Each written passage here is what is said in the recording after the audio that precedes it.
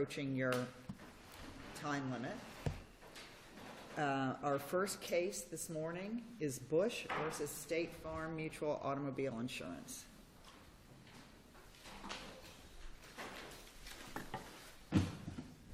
Good morning. Good morning. Please, the court, counsel. My name is Steve Barnes. I represent Renee Bush as the appellant in this matter. We're going to be asking you all this morning to do 4 things for us.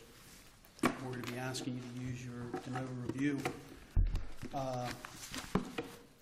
to reverse the summary judgment that was granted by the trial court that took the most extreme measure of denying coverage because of an alleged breach of the contract of insurance. We're going to ask you to determine as a matter of law, do one of 2 things. Either determine as a matter of law that there in fact was no breach, or if there was a breach, there was no prejudice to State Farm. We're also going to ask you to use your discretion to... Am I right? State Farm got the IME report that the other party... The tortfeasor, yes, sir, Dr. Knezevich. They did receive that report. We're also going to ask you to use your discretion to reverse the order denying my client's motion to amend her complaint to add account for declaratory judgment to determine the rights under the contract, and the order that denied continuing the summary judgment motion to permit us to conduct discovery on the issue of prejudice. You only have to do that if you can't determine as a matter of law today. Did you have a motion for summary judgment, a cross motion? We did not. Okay. We instead chose to move to add a declaratory judgment action to get that before the court, in addition to an entitlement to fee, and plan to move for summary judgment. At that point, that was denied. So the posture of the case procedurally was State Farm moved for a summary judgment, and that ultimately was granted by the court.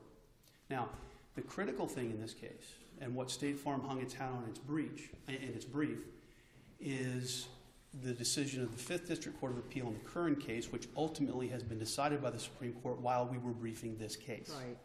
And as you know, that case has unequivocally settled the law that attendance at an IME is a condition subsequent, not a condition precedent. So if you're asking us to decide as a matter of law that there wasn't a breach, doesn't that preclude them from having the opportunity to plead and prove prejudice, which Curran says that they have the opportunity to do? Well, are you talking about the 5th District case or the Supreme Court? No, the Supreme Court case. If you remember, in the Supreme Court, the short answer to your question is yes, it would preclude them from doing that from a factual basis. And why shouldn't they have that opportunity? Because you can decide that as a matter of law on this record, as the Curran Court in the 5th DCA did on the issue of breach, which the Supreme Court blessed. The Supreme Court said, hey, look, on the record... Was that litigated below, though? It was. In the 5th DCA case? Well, here it hasn't been. It was all done on summary judgment. There were dueling motions. But you didn't have a motion for summary judgment in this case, correct? We did not. Okay, however, so there weren't dueling motions. There weren't dueling motions. However, you can decide as a matter of law on this record, under your de novo review, that State Farm's motion for summary judgment should have been denied because there was no breach. They presented record evidence of that at the hearing. They tried to establish that. Now, they sort of backdoored it because they decided, and they hung their hat on Curran. And they really... What's your position that there... Explain to me how as a matter of law we could find that there was no breach. Well, because on the record before you, what you have is undisputed factual evidence that State Farm, in this case, noticed the IME pursuant to the terms of the policy and Rule 1.360. When State Farm answered the complaint in this case 8 months before that, they submitted themselves and every discovery request they make to the jurisdiction of the trial court. When they noticed that pursuant to Rule 1.360, they not only availed themselves of the rights of that rule, they imposed upon themselves a duty to honor the rights of their insured under that rule. So it's your position that they can't request the examination under the terms of the contract, that once litigation... It is our position that initiated that they can only get an examination pursuant to the rule? The short answer to the question is yes, because timing is essential and the issue of reasonableness is essential. That's in the policy. Okay? The timing is critical because once they make a post-filing demand, the rules of civil procedure attach. It would not be reasonable under the own terms of their policy to say... So the rules of civil procedure get written into their insurance contract because they initiate litigation? No, it doesn't get written into the contract, but they have to make reasonable requests for the examinations. Now, if you think about... And you're contending then that the only way that it would be reasonable is if it complies with the terms of the rules? You have to... Yes, ma'am. You have to permit a litigant in suit to avail itself of the rules. They themselves put in their notice, we're noticing this pursuant to Rule 1.360. That was expressed in their notice. They did that. They chose to do that. They have to. I would venture to say that when you look at Young and the progeny... They couldn't have simply just made a request pursuant to the terms of the policy for an examination and ignored the rule? We believe that would be unreasonable. And there is a reasonableness in their policy language. Is there any case law that supports that position? This has not been addressed. There is no case that I'm aware of in Florida that has addressed a request for a medical examination under the terms of a UN policy that has been done post-filing. Okay, so it would be reasonable if they did it before litigation was initiated, but once there's a lawsuit filed, it becomes unreasonable. Is that your position? No, not necessarily unreasonable. It can be reasonable, absolutely. Because if you look at the current Supreme Court and Fifth DCA case that addressed this, they said implicit in State Farm's policy language. And incidentally, State Farm's a party to current, party to this case. The contract language is identical. The affirmative defenses is almost identical. And the summary judgment posture was almost identical. But the court in current said implicit in that request pre-suit is a reasonable request for time, manner, and scope of the exam. That's the exact language of Rule 1.360. That's implicit under our Supreme Court's analysis in current. In this case, we don't have to make it implicit. There's an express rule that says if you're going to notice it under Rule 1.360, here's what you have to do. But they noticed it under the policy and under the rules. Correct. And why can't they set reasonable limits under the policy? And without regard to the rule or any local administrative order? Because if you think about it, if we adopted that interpretation, we would be writing something into 627727, which is the UM statute, that would not exist for any other litigant in the state. And it would reduce coverage, which the Supreme Court has repeatedly said in Young versus Progressive. You'd be treating a request that was filed pre-litigation different than one that's filed once litigation is initiated. Procedurally, yes. The end result would be the same because it's got to be reasonable. So you're saying pre-litigation that they would have to set, in order for it to be a reasonable request, it would have to meet all the requirements of that local administrative order? No, ma'am. Or Rule 1.360? No, ma'am. We're not saying that. Okay. Well, then you need to clarify for me because I'm not understanding the distinction you're making. Well, the distinction I'm making is State Farm has made a request and themselves put in their notice. We're noticing this pursuant to the terms of the policy and the rule. Okay? They have submitted themselves to the jurisdiction of the court. We have rules and procedures. Once that's done, Ms. Bush has the right under the rule to make an objection. Tell them, here's our objection and here's why we're objecting. The rule lays it out very clearly. We have to But isn't the case law that you're relying on those aren't first-party cases? Isn't this different because it's a first-party case? When you say... And she has a contractual relationship with State Farm, and that relationship is governed by the terms of the contract, and that's separate and apart from the obligations or responsibilities set out in the rule. The terms of the contract are separate and apart in that the parties have agreed to them. However, there are limits to that. State Farm can't write into a contract something that's contrary to law. The State Farm, for decades, the Supreme Court hasn't allowed that. What you're in essence is saying, well, if we're going to notice it both pursuant to the policy and the rule, well, it's our policy. We don't have to abide by the rule. But isn't that sort of a straw man saying they can't write something into the policy that's contrary to law? Because there's a provision in the policy that permits them to request a medical examination. You know, it has to be a reasonable request. So why can't they make a request that's reasonable that isn't identical to the request that they would make under Rule 1.360? doesn't necessarily have to be identical. The issue here is not necessarily... Yeah, but if I'm the way your argument has been phrased, or at least the way I'm understanding it, is your contention is that they've got to meet all the terms of the rule, and that they have to agree to what was in that administrative order. No, ma'am. Otherwise, it's not reasonable. That is not my position at all. Okay. And if I did not make that clear in the brief, that is my mistake. I want to make crystal clear, State Farm has no obligation to agree to anything that the plaintiff requests. Not a single thing. Their only obligation as a litigant under jurisdiction of the court is when you notice an IME, you have to comply with the rule of procedure that you yourself put in the notice and that governs those exams. Because let's say, for instance, that they say, you know what, we don't have to abide by the rules of procedure, you just got to go. That precludes my client from objecting from anything that goes on. She just has to show up. Well, let me ask you this. If they had made that request prior to the litigation being initiated, what right to object would she have? The only thing she would have to do pre-litigation... Let's say they made the request under the same terms that they offered to your client in this case, but it was before litigation was initiated. What basis would she have to object?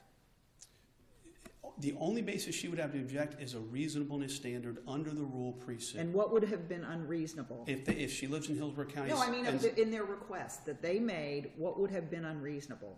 In which request? The request that they made to your client in this case, if that had been made pre-suit, what aspect of that would have been unreasonable? On page, their notice is in volume 2 at page 228 of the record. I'm sorry, 229 of the record, when they requested not only that she show up, but that any videotape that's or transcript that's created has to be turned over to them. That's work product.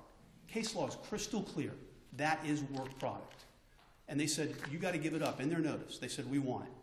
If she goes to that, if she would have gone to that in this case and not objected, then they could go to the court and say, hey, she showed up, had an opportunity to object, didn't give us a tape. She gives up her right. That's work product? Absolutely. Absolutely it is. If it is a work product and does not have to, and they've conceded this in their brief, doesn't have to be turned over until a decision is made that can be utilized at trial for impeachment or other purposes. Mm-hmm. So that was in their notice. That's huge. Something else that was a problem in their notice, and we went back and forth about this, is that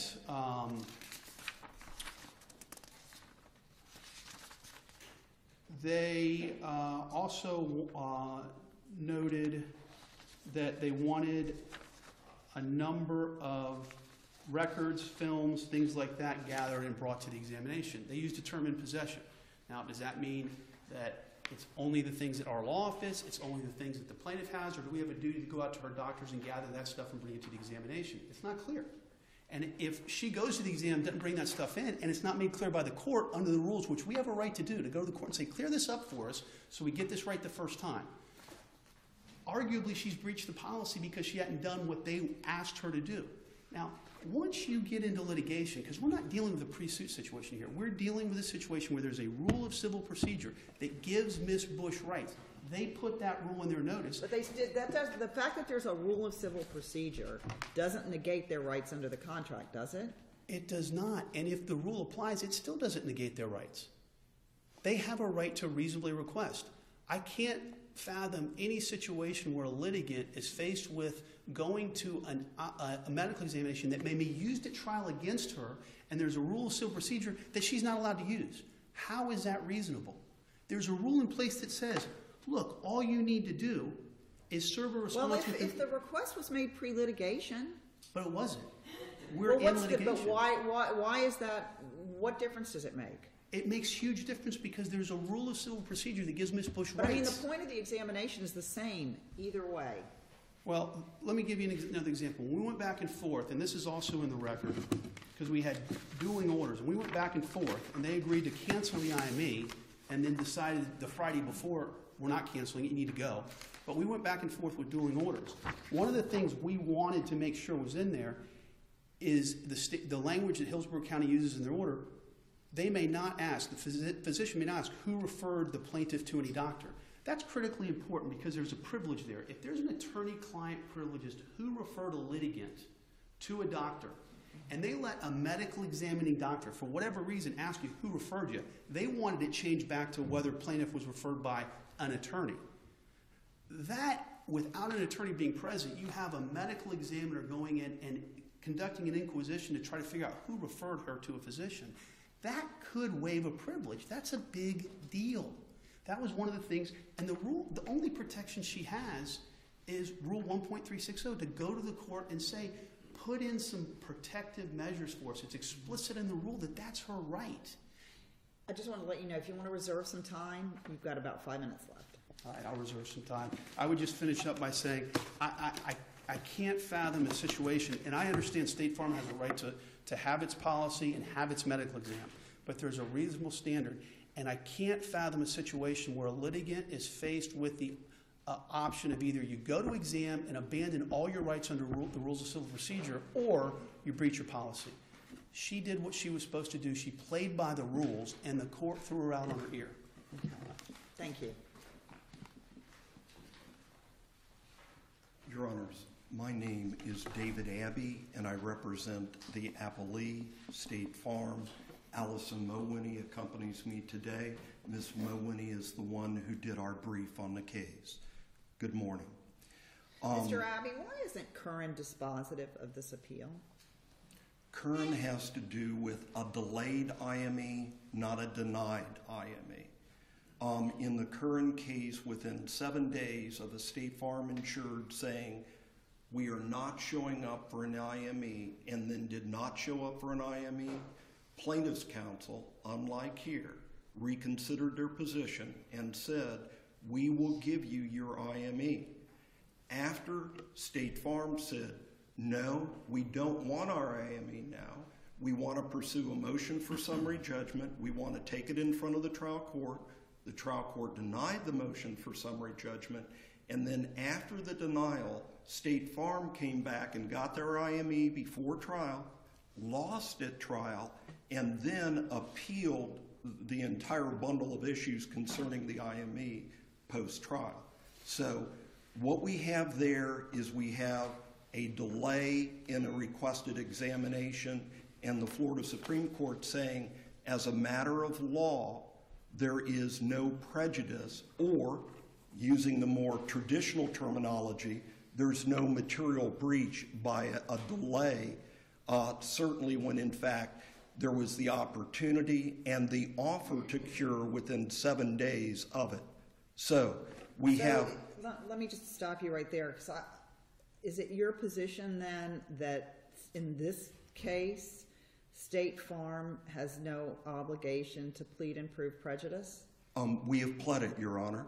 We pled it as soon as the IME did not, as soon as the plaintiff did not come in for the IME, we moved to amend our answer. There is an affirmative defense in there that says that, one, there's a breach, and two, we were prejudiced, and that was the status of the pleadings when we went to the hearing on our motion for summary judgment. Let me ask you, Mr. Abbey, allay my concern. As I read this, it appears as though there was some effort to work out the disagreement about how the IME would be conducted. Is that right? There absolutely. In fact, there was a very extensive effort in... Okay, so there seems to be some cooperative effort, and then at some point, and indeed at one point it appears, as I read the emails or the faxes, it appears as though State Farm is agreeable to canceling the IME. And that's exactly what Judge Barton brought up in the oral argument. And I said, Judge, keep reading those emails, because the very next one is Mr. Barnes' response saying, no, we don't want a cancellation. We want the IME to go ahead, and we want to work out these orders. Okay. And continuing on in the emails, you will see my email, which is, if your client does not show up for the IME, she risks forfeiting her coverage. Okay, well, so, if there is an objection to the scope of the IME, and I put aside whether it's a contractual request or it's a civil procedure request, who would have had to tee it up? Would the insured have to move for a protective order to stop the IME pending some resolution as to its scope? Or would State Farm, I guess State Farm has one of two things to do. I guess they could move to compel the IME, or they could just say, you forfeited your coverage, which I guess is the option they chose. Judge, there's certainly a case law out there that justifies that in some circumstances the motion for protective order in the nature of a deposition needs to be heard prior to the scheduled deposition. And it would have been the insured's responsibility. And would have been whoever it is that is seeking the protective order. Whether that applies to this case or not, we could make that argument. But let me take it one step farther. It doesn't matter. Because this extensive, and just going back, I know there's 3 different sources of potential duties. One is under the rules, 2 under the contract.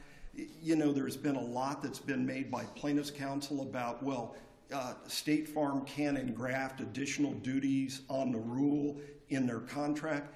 The contract doesn't obligate the insured to do anything more than the rule does. Our notice cites both sources of authority, but it doesn't require her to do anything that the rule doesn't. The problem is that when the local sample that is being on a website of some of the judges in Hillsborough County was proposed by plaintiff's counsel, we, and this is in the record too, sent them back a red line version that said, this is what we'll agree to and this is what we object to. And it came down to 2 objections, both of which were contrary to our standpoint, the Florida law and the policy. One is, as a precondition to getting our one IME under the policy, they were requesting an order that said, 1 is all we're ever going to get in the case.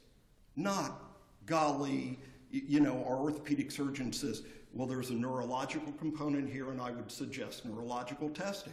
On the front side, as a precondition, we were required to surrender that. The second thing is on the front side, they were requiring that we agreed that we would never see this videotape, that it's considered work product, that it will not be shared with us. Well, from our standpoint, there's 2 good reasons why that's not the law. Number 1 is Dr. Kriz is entitled to request a copy of his own video recording under the Florida Rules of Civil Procedure. Number 2 is clear case law. At the point that they decide that they want to have that IME doctor testify, or somebody else does, then, or to be used as an exhibit, then it's supposed to be shared with the other side. Well, but that's contrary to the It's law. not clear to me from reviewing the record, or maybe I've forgotten. The IME that was taken by the other tortfeasor. Yes. Was there a video? Dr. Kuznetsovich. Was there a videotape that was available? Don't know, Judge, because apparently the other tortfeasor that didn't have the advantages of a policy to depend on, because it was third party instead of first party, agreed to that order. But again, plaintiff had, well, he was certainly using the advantages of all parties being 10 weeks from trial, all parties being on a very short time because of that. We actually got, in response to plaintiff's attorney, the Dr. Kuznetsovich IME report 2 days before the motion for summary judgment, 2 weeks after we, as the defense, was supposed to identify who our witnesses were, and oh yeah, tell the other side what their opinions are. We were supposed to do that without the plaintiff providing the report from the other defendant. The other defendant, and I know that there was a suggestion there that, well, golly, State Farm may not have gotten their IME. We may have objected to it. There may be good case law that supports that there's going to be no coverage, but no harm, no foul, because the other defendant got Dr. Kuznetsovich, another orthopedic surgeon. Now, on its face, it sounds like that might make some sense until you look at the rest of State Farm's, or excuse me, the rest of plaintiff's counsel's argument at the hearing. He says, Well, I'll represent that I have things right here that shows that Dr. Konetsevich has been paid hundreds of thousands of dollars by State Farm. You know what? There's a reason we didn't choose Dr. Konetsevich in this case. And there's a reason we shouldn't be forced to select a doctor which is acceptable to plaintiff's counsel because he's got the ammo to cross-examine him instead of somebody that he doesn't have the ammo to cross-examine. Again, I'm sure he would have more than been pleased to have Dr. Konetsevich on the stand and say, isn't it true that you authored a 22-page IME report and you didn't even examine the films that were taken of her back on over a half a dozen occasions? How can you give opinions when you haven't even looked at the films? That's certainly the type of doctor that I'm confident that plaintiff's counsel would love to have had on the stand, not one we prepared. And that's another issue.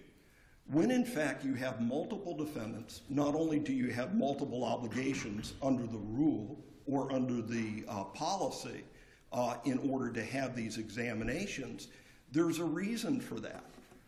We didn't hire Dr. Konetsevich. The party that does has work product privilege concerning their communications with him. Dr. Konetsevich has we didn't pay him a dime. He has no obligation to cooperate with us at all. The last time I had another defendant do an IME as a part of a settlement agreement with the plaintiff used the IME doctor against us. So just because there is another defendant that does an IME with a similar specialty, it sure comes a long way from being the same thing as a matter of law. And that's what we argued to Judge Barton. It's not the same thing.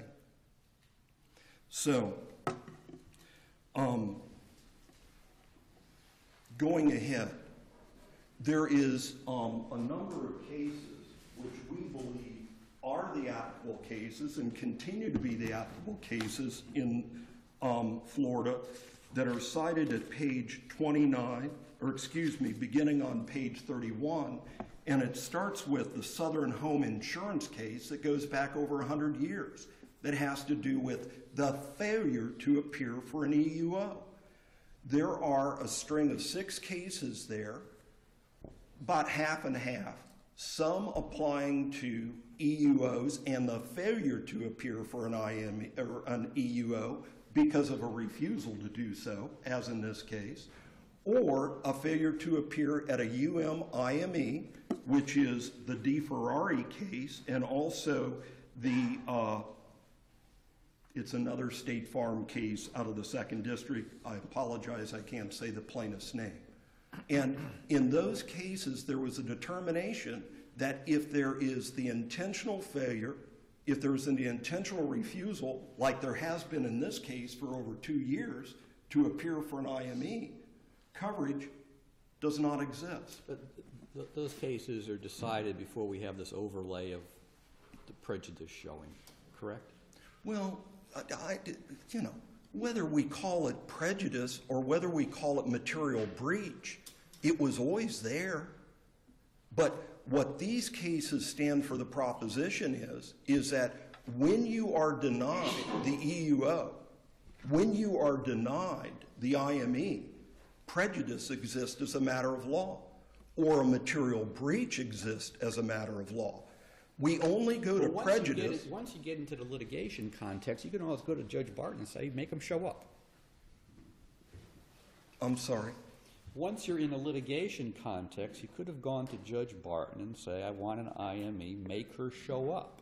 If we had time to do so, yes. And what occurred is that as you will see the emails that goes back and forth, from my standpoint, boy, there's sure a lot of ones to where we wouldn't have emails that went back and forth like that. We did in this case. And you can look at, you can do an autopsy on the communication there. And what we did was that we said, look, we'll agree to everything that you want other than the portions of this order that are contrary to Florida law. And look, if you don't show up, you can forfeit coverage. Now, The things that were mentioned by Mr. Barnes earlier, the production of documents, the request to produce that accompanied it, he had objected to. But just like the objection to a subpoena ducis tecum for deposition, that excuses bringing those documents until that particular matter is resolved. It does not excuse the body showing up for the deposition and giving testimony. Regarding the videotape, okay, the video, we didn't object to it being done. We didn't say, unless you agree to us, unless you agree, contrary to some of the law that says that it's work product, that you are not going to get it. We didn't say that. We said, look, the video is going to be done. We can argue about that afterwards. But up front, as a precondition, we don't want to agree that the videotape is yours and we're never going to get it. So, that from our standpoint, there was a request that we change, one, what the requirements of Florida law, and two, the requirements of the contract as a precondition to get the examination. And there was no secret from the email communications that the failure to show up, from our standpoint, is a forfeiture of coverage, and from case law that goes back 100 years. Now, you know, what's going on here? Well, we got a trial coming up shortly. There's already one motion to continue that has been granted. Plaintiff's counsel suggested here, well, the judge failed to grant my motion to continue on the motion for summary judgment in order to get discovery that he could have gotten any time for the last 5 months after we amended to state this as a defense. But going ahead,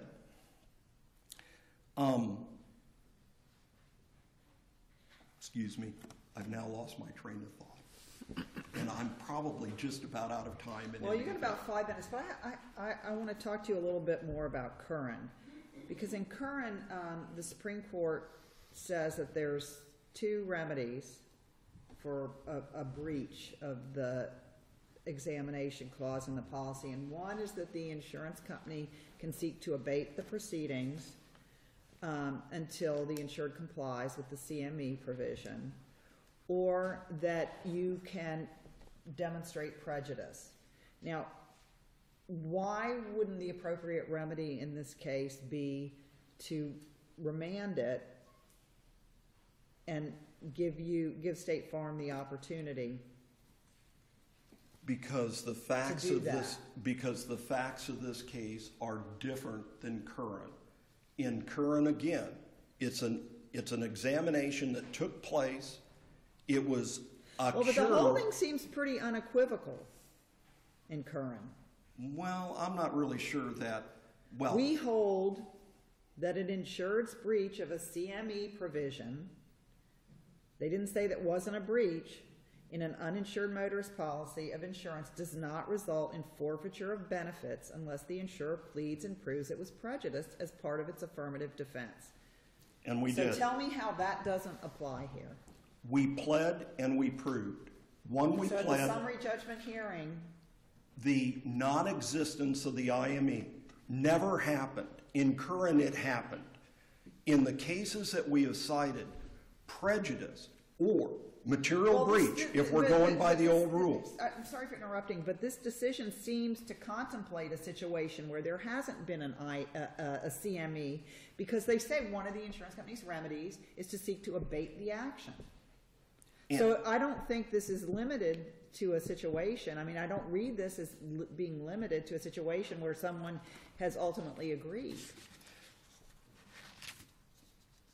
Judge, I can't say that in the 3-judge majority opinion, the 2 that concur and result only, and the 2 that dissent, that we probably cannot come up with almost any statement that would support it. I fully agree that that statement supports what you would suggest.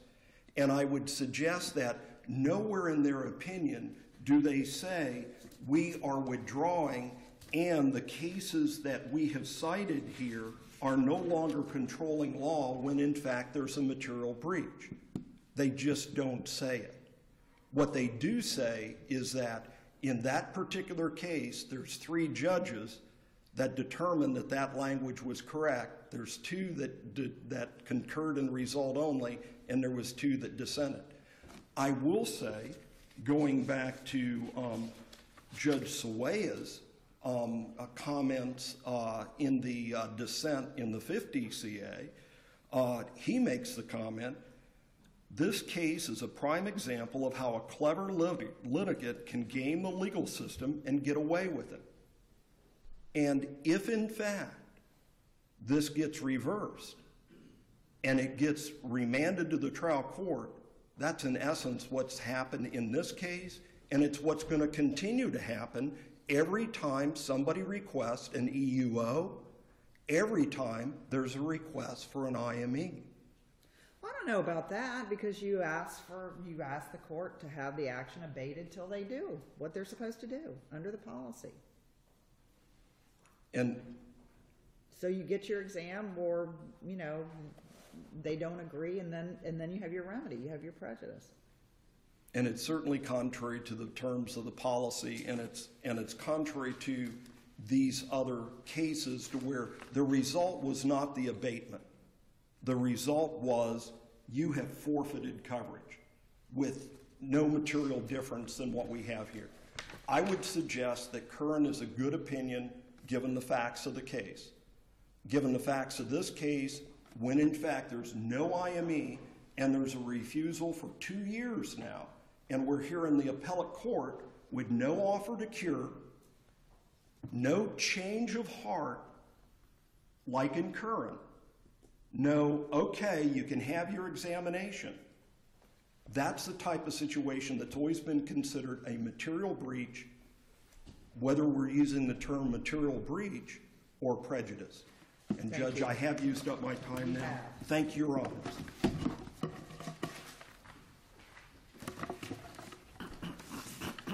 Let's assume for a moment she breached the policy.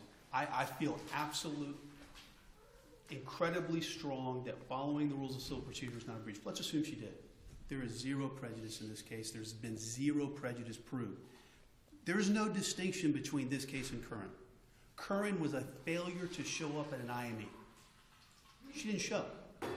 The plaintiff filed suit, offered to go to the IME. The defendant said, no, we want the court to rule on summary judgment first. It was a failure to show. It's identical to this case. Curran says when an insured breaches a CME provision in a UM case, does the insured forfeit benefits under the contract without regard to prejudice? That was the restated question presented in that certified question. Answered in the negative. Absolutely not. You don't forfeit coverage. If prejudice must be considered, who bears the burden pleading and proving that issue? Answer, the insurer as the defensive party pleading an affirmative defense has the burden of establishing prejudice. If you believe there was a breach and you look at this record, and we pointed out in our brief, the judge made zero findings on prejudice. He simply entered an order granting the summary judgment and then final judgment. There was no showing of prejudice because there can't be. If you look at the record in this case, okay, Curran absolutely gave him 2 options. Abate the action or move for affirmative defense on coverage. There's a third option in this case. Under the rules, 1.380 clearly says, hey, here's what you do. There's no mystery to this. You don't have to have prejudice. We've provided you a remedy expressly. What Rule 1.380 says, upon reasonable notice to other parties, a party may apply for an order compelling discovery as follows. If a party in response to a request for exam under Rule 1.360 objects, the discovering party, State Farm, may move for an order compelling an exam. It had a remedy. We did not have to be here today. But that eviscerates the purpose and the usefulness of the contractual provision. No, it doesn't in litigation because... It does in litigation. Once you're in litigation, you're telling me all bets are off, and that contractual provision is of no import. No, sir, all bets are not off. There's a reasonable standard, and if the insured... And we're back to the breach. Yeah. But if the insured doesn't show, doesn't enter an objection, doesn't do anything, just says, I'm not going, that's not a reasonable place, and she's probably breached the contract. But when you... But your rule would say that that's not necessarily results in a forfeiture of coverage. It does not, because Curran now says they have to establish prejudice. It's just like reporting a claim. If you don't report a claim within the time period under the policy, but they go back and look and there's no prejudice, they don't forfeit coverage. In this case, if you look at what they say in their brief, State Farm says, well, we had to choose between no exam or agree to an exam subject to conditions not supported by Florida law. They didn't have to agree to that. We are not the boss. The court is. They simply go to the court and say, hey, we asked for an exam under the policy. We don't believe the conditions that they've objected to and requested reasonable. Court set the guidelines and parameters, which the court is entitled to do.